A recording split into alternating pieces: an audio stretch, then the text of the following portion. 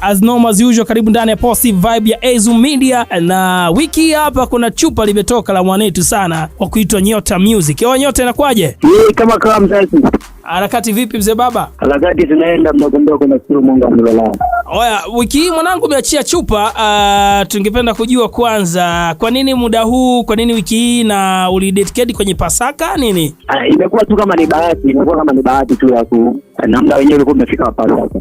Oya, budget ilikuwaje kwanza budget ya video hii hapa? Maana moja kati ya video kali upo ndani ya Go Down na matrekta na manini na mazaga. Oya, hatari.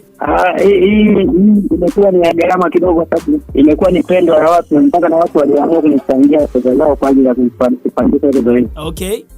Kuna watu walikuta mchango mchangia shilingi 5,000. Kwa hiyo nilikusanya kama milioni 1.5 kwa watu. So video ni kama ina milioni 2 hivi. Watu walichangia kama 1.5. Kwa hiyo imekuwa ni pendo katika watu, wamenielewa sana, ndio maana kanikisha ile zoezi ndio nikafanya kitu. Tunaona location zenyewe zimefaa kimetulia.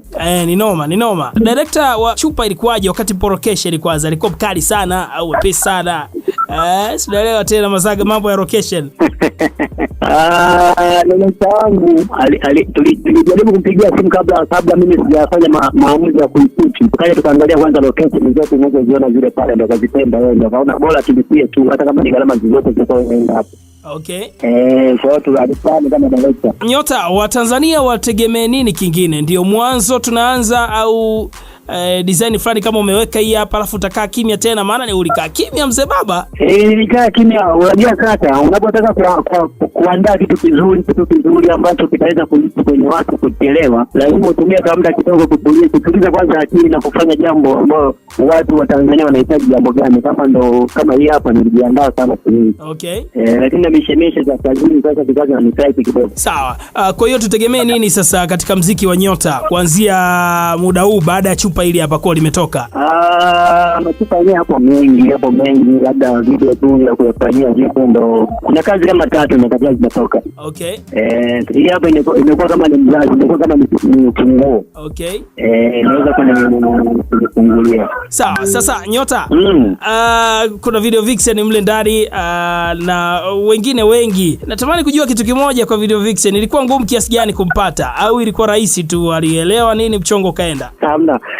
Ilikuwa ni process. Kwanza ni mtu ambaye amefanya video zake sana. Sasa nikawa namfuatilia ili nimpate yeye kama yeye, kwa sababu kuna watu wengine ni waongo katika hizo kazi sasa. Ndio. Nilihasa sana. Baba alikuwa Mwanza, ikabidi nimtafuta Mwanza, tukaja naye nimefanyia shughuli mkoani. Okay. Kwa nini hasa kidogo kumpata yule baba. Kuna kazi zinakuja mkubwa sana zaidi ya hiyo chupa. Kwa hiyo hii imekuwa kama ni ufunguo, watu waelewa kulingana na idea ambayo inaitwa Aisahaba Story. Imekuwa ni idea pendwa sana kaka. Sawa. Asante sana kwa muda wako mzee. Big time mzee, huyo ni mwanetu sana wa kuitwa Nyota Music. Bwana chupa hili hapo unaona